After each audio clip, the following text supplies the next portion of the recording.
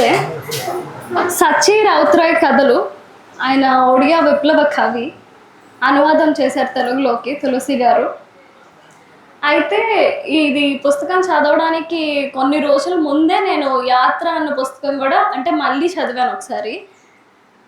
ఎందుకు కంపేర్ చేస్తున్నాను అంటే యాత్ర పుస్తకంలో కానీ సచ్చి రౌత్రాయ్ కథల్లో కానీ ఎక్కడా కూడా క్లీన్ స్ట్రక్చర్ కానీ స్మూత్ స్టోరీ ఫ్లో కానీ మిస్ అవ్వలేదు. అంటే ఇది సొంత రచన, ఇది ట్రాన్స్లేషన్ వర్క్ తులసి గారిది.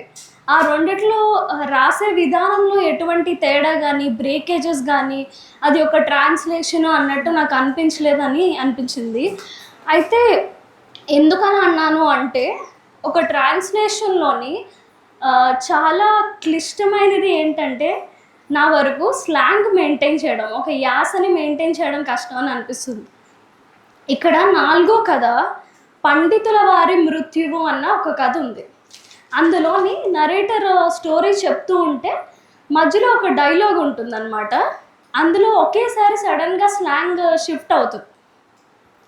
ఆ డైలాగ్ ఏంటంటే, మొదటి పారి మగోడి సెయ్య నా ఒంటి మీద పడ్డది, నా రోమాలు నిలుసరిపోనాయి, అలా ఎంతసేపు అయినాదో నాకు తెలదు, మా ఇద్దరం ఓర్లో ఓరం మునిగిపోనాం, బుగతగారు ఏడేడి ఊపిర్లు నా ఒంటి మీద పులకంతలెడుతున్నాయి. అది సడన్ షిఫ్ట్ అయ్యి ఒక స్లాంగ్ని మెయింటైన్ చేస్తూ ట్రాన్స్లేట్ చేయడం చాలా గ్రేట్ అని నాకు అనిపించింది. కొంచెం కష్టమైన పని అని. అయితే ఈ పుస్తకానికి ముందు మాట రాసింది శ్రీశ్రీ గారు.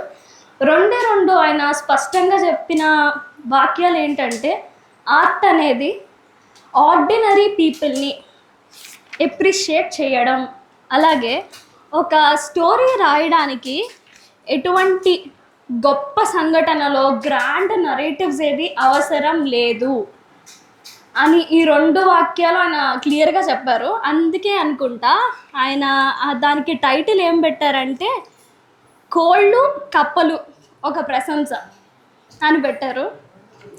అలాగే పురిపండ అప్పల్ స్వామి గారు కూడా దీనికి ముందు మాట రాశారు. అయితే ఇక్కడ తులసి గారు కానీ లేకపోతే సచ్చి రౌత్రాయ్ గారు కానీ కూడా ఇంట్రడక్షన్ అవసరమయ్యే మనుషులు, కొత్త రచయితలు కాదు అని నా అభిప్రాయం. అయినప్పటికీ మా జనరేషన్ వాళ్ళు ఎవరైనా ఈ పుస్తకం చదవాలి, ఇప్పుడు కవుల గురించి తెలుసుకోవాలి అన్న వాళ్ళకి కావాల్సిన ఇన్ఫర్మేషన్ అంతా కూడా అంటే birth, work, writing, personal life, personality అన్నిటినీ కవర్ చేస్తూ ముందు మాట రాశారు పురిపండ గారు.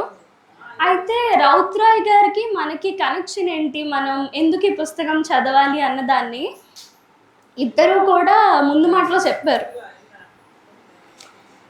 పురిపండ గారు ఏమన్నారంటే, ఈయన తెలుగువారి అల్లుడు, మన తెలుగువారి అల్లుడు తెలుగు అమ్మాయిని చేసుకున్నాడు కాబట్టి మనకు ఆయనతో కనెక్షన్ ఉంటుంది అని. శ్రీశ్రీ గారు ఏమన్నారంటే, ఒరియాలోనైనా తెలుగునాటనైనా మనుషులంతా ఒకేలా ఉంటారు, అక్కడ జీవితం బతుకైనా చావైనా మనుషులకి ఒకటే కదా, అక్కడ ఏ ప్రదేశం అయినా ఒకటే కదా అని. అది మనకి కనెక్షన్ చదవడానికి అని. అలాగే సచ్చి రౌత్రాయ్ గారికి ఇంటర్వ్యూ చేసి అది కూడా ముద్రించారు అనమాట. ఆయన అక్కడ చాలా ఒపీనియన్స్ చెప్పారు, ఆయనకు వచ్చిన అవార్డ్స్ అన్నిటి గురించి కూడా మెన్షన్ చేశారు. అయితే ఒక్క మాట నాకు బాగా నచ్చిన మాట, అదొక్కటే చెప్తాను. లిటరేచర్ అంటే జస్ట్ ఒక ఎంటర్టైన్మెంట్ కాదు, సొసైటీని క్వశ్చన్ చేయడానికి, అర్థం చేసుకోవడానికి కావాల్సిన ప్లాట్ఫామ్ అని చెప్పారు. అది నాకు చాలా బాగా నచ్చి అది రాసుకున్నాను. అయితే ఇక్కడ మొత్తం 9 కథలు ఉన్నాయి ఇందులో అన్నిటిలోని నేను కామన్గా అబ్జర్వ్ చేసిన థీమ్ మోస్ట్ ఆఫ్ ద స్టోరీస్లో ఏంటి అంటే డెత్, చావు. అది ఇన్నెవిటబుల్ కదా, తప్పించుకోలేము. అయితే ఒక 4 కథలు చెప్తాను. చావుని ఎన్ని రకాలుగా వేరే వేరే రకాలుగా చూపించారు ఈ కథల్లోని అని అదొకటి అనిపించి రాశాను నేను. ఏంటి అంటే ఫస్ట్ది శ్మశాన కుసుమం అన్న కథ. ఎవరి గురించి? ఈ శ్మశానాల్లో కాపరి ఉంటాడు కదా, వాడి జీవితం గురించి ఉంటాయి ఈ కథలు. దీనికి ట్యాగ్ లైన్ నేను రాసుకున్నది ఏంటంటే డెత్ ఈజ్ లైఫ్. ఎందుకు? శ్మశానంలో ఉన్నవాడికి మన చావే వాడికి జీవితం. మనం చేస్తేనే వాడికి జీవితం మొదలవుతుంది. మనం ఇచ్చే డబ్బులతో తింటాడు, మన ఒంటి మీద బంగారం తీసుకొని బతుకుతాడు. ఆ రకంగా శ్మశాన కుసుమంలో డెత్ అనే థీమ్ వచ్చింది. మళ్ళీ రెండో కథ చెయ్యి, జ్యోతిష్యుడి కథ. అందులో ఏంటి అంటే fear of death is life. ఒకడు ఉంటాడు, పరిగెట్టుకొని వెళ్ళి నా కూతురికి పెళ్లి చేయాలి, నా చావు దగ్గర పడిపోతుంది, ఒంట్లో బాగాలేదు, నేను చచ్చిపోతానేమో అని భయపడి చేయి చూపించి చెప్పమంటాడు ఎన్ని రోజులు బతుకుతాను నేను అని. అక్కడ ఏంటనిపించిందంటే అంతే కదా, మనం చావుకు భయపడితేనే వాడికి బతుకు, వాడికి డబ్బులు వస్తాయి. సో ఆ రకంగా చావును చూపించారు థీమ్.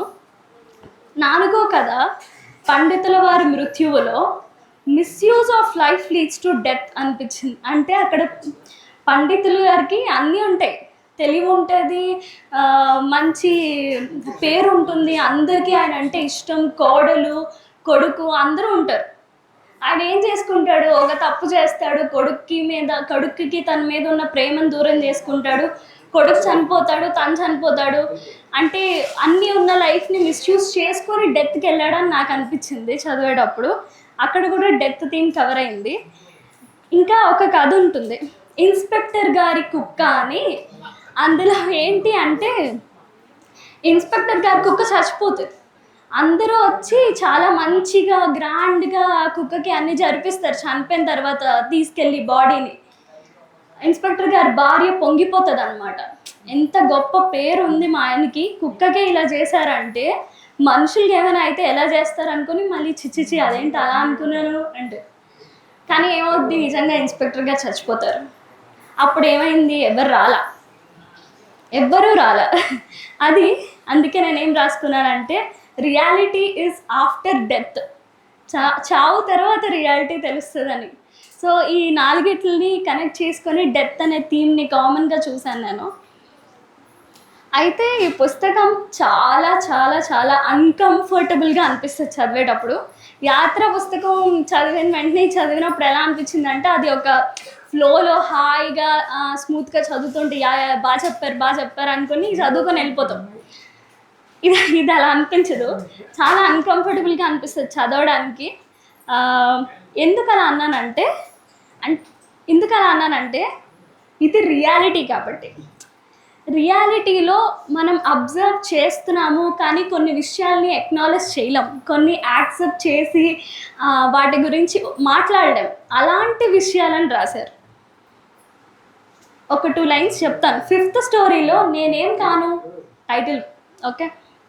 అందులోని అది బ్యాచిలర్ రూమ్ గురించి ఎలా చెప్తారంటే చేతి దళసర అంతటా పిచుకల రెట్టలు, గబ్బిలాల గొద్దెలు పడి ఉన్నాయి. బ్యాచిలర్ రూమ్ ఎలా ఉంటుందని చెప్పడానికి. అలాగే కుళ్ళు కంపు కొడుతున్న అంగవస్త్రాలు.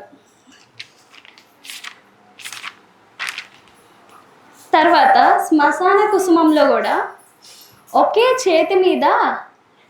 చితి మీద జాగా కానీ లేకపోతే ముళ్ళకర్రతో ఆ పిల్లని చితకబాది మాంసం ముద్దలా చేసి మండుతున్న చితిలోకి కట్టెల సందులోకి విసిరేస్తాడు. అవి చదివినప్పుడు కొన్ని చదివినప్పుడు బాధగా అనిపిస్తుంది, కొన్ని చదివినప్పుడు అసహ్యంగా అనిపిస్తుంది. ఎందుకు అంటే ట్రూత్ కాబట్టి, రియాలిటీ కాబట్టి.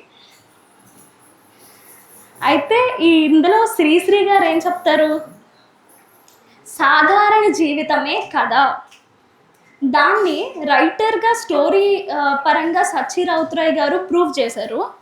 అలాగే పురిపండు గారు అనువాదం అనిపించకుండా అనువదించడం, అదే మంచి అనువాదం.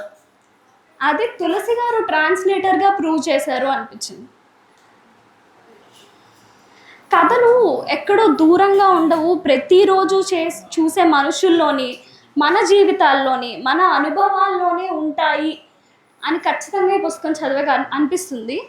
అలాగే ఈ పుస్తకం కేవలం కొన్ని కథలను చదివించిన పుస్తకంగా కాకుండా మన చుట్టూ ఉన్న జీవితాన్ని ఒకసారి మళ్ళీ కొత్తగా చూడమని చెప్పిన పుస్తకంగా నాకు అనిపించింది.